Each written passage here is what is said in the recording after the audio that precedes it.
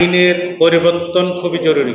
যে আইনগুলো অন্তত আমাকে আপনাকে প্রতিনিয়তই নিয়ন্ত্রণ করে, শাসন করে, সেই শাসকের আইনের পরিবর্তন হওয়াটা জরুরি। এগুলো সেই আইনের জায়গাতে আমার যে আপত্তির জায়গাগুলো, যেগুলোকে আমি আসলে নতুন বন্দোবস্ত ঠিক করা প্রয়োজন বলে মনে করি, সেগুলো অনেক ক্ষেত্রে অনেক ফোরামে বলেছি। আজকে যদি এখানে ছোট করে শুধু বলি, সেটা হচ্ছে আমাদের বিগত 15.5 বছরের শাসনটাকে যদি আমরা তুলনা হিসেবে নেই, এর আগেও যে খুব বেশি ভালো পরিস্থিতিতে ছিলাম তা নয়, কিন্তু উদাহরণের জন্য যদি ছোট পিরিয়ডটা 15.5 বছর নেই, তাহলে বাংলাদেশে নামকাওয়াস্তে আইনের শাসনের কথা আমরা বলে গেছি। আইনের শাসন বলে কখনোই কোনো কিছু ছিল না। আইন দ্বারা শাসন, আইনটাকে ব্যবহার করা হয়েছে, আইনের নামে খোলসটা নিয়েছে আইনের, কিন্তু সমগ্র কর্মকাণ্ডগুলো হয়েছে বেআইনি। সেই জায়গাগুলো থেকে আমাদেরকে বের হতে হবে। কারণ আপনি যখন রাষ্ট্র ধারণা নিয়ে কথা বলবেন, রাষ্ট্র হচ্ছে একটি বল প্রয়োগকারী ধারণা, যে হচ্ছে তার নাগরিকদের উপরেই বৈধভাবেই বল প্রয়োগ করতে পারবে জনগণের ম্যান্ডেট নিয়ে। সেই ম্যান্ডেট কতটুকু?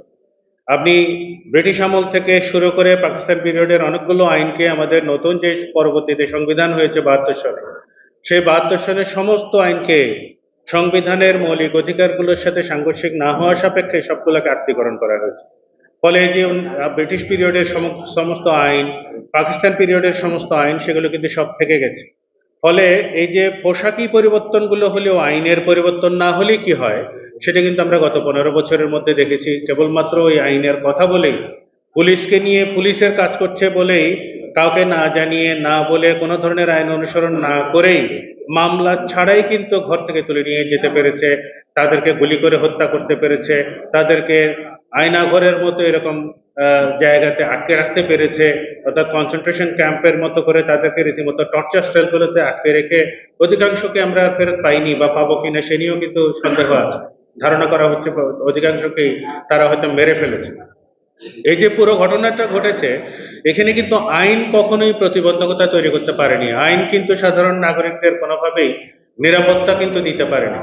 এখন একই রকমের আইন নিয়ে এসে আমরা ধরেন এখন একটি অন্তর্বর্তীকালীন সরকার আছে, সেই সরকার যাওয়ার পরে ধরেন তারা একটি নির্বাচন অনুষ্ঠান করার পরে রাজনৈতিক সরকার যদি ক্ষমতায় আসে, সেই রাজনৈতিক সরকারের হাতে যদি আপনি একই আইনগুলো তুলে দেন, তাদের আচরণও কিন্তু বিগত আওয়ামী লীগের 15 বছর, 15.5 বছরের যে আচরণ ছিল, তার চাইতে তেমন কিছু ভিন্ন হবে না। ফলে আইনের পরিবর্তন খুবই জরুরি। যে আইনগুলো অন্তত আমাকে আপনাকে প্রতিনিয়তই নিয়ন্ত্রণ করে, শাসন করে, সেই শাসকের আইনের পরিবর্তন হওয়াটা জরুরি।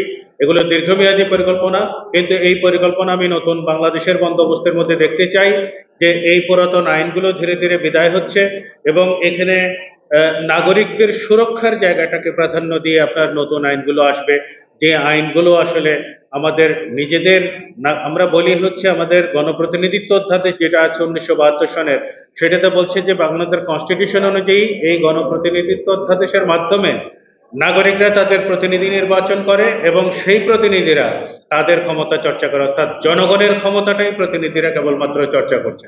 এটা কেবলমাত্র কিন্তু কথার কথা ছিল বিগত এতটুকুলো বছর, ইভেন 72-এর পরেও কখনোই কিন্তু এই প্রকৃত চিত্র আমরা কিন্তু দেখতে পাইনি। সত্যিকার অর্থেই নাগরিকের ক্ষমতায়ন যদি আপনাকে করতে হয়, সেটি আইনের মধ্যেই নিয়ে আসতে হবে।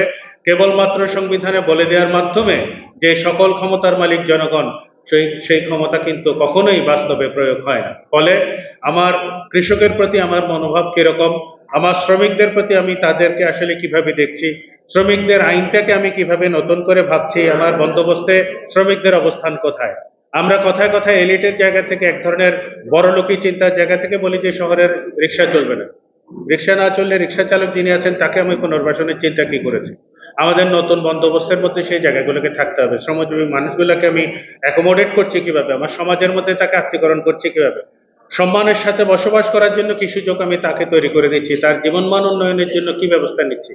সেগুলো কিন্তু ওই সকল 140টা যে সোশ্যাল সেফটি নেটের মধ্য দিয়ে নানান রকমের টাকা লুটপাট করার সুযোগ তৈরি করেছিল বিগত সরকার, সেরকম সোশ্যাল সেফটি নেটের কথা কিন্তু আমি বলছি না। আমি বলছি বাস্তবিক অর্থেই শ্রমজীবী মানুষগুলোকে কিভাবে আপনি সমাজে সম্মানের সাথে আপনি প্রতিস্থাপন করার চেষ্টা করবেন, তাদেরকে একই নাগরিক অধিকার ভোগ করার সুযোগ তৈরি করে দেবেন।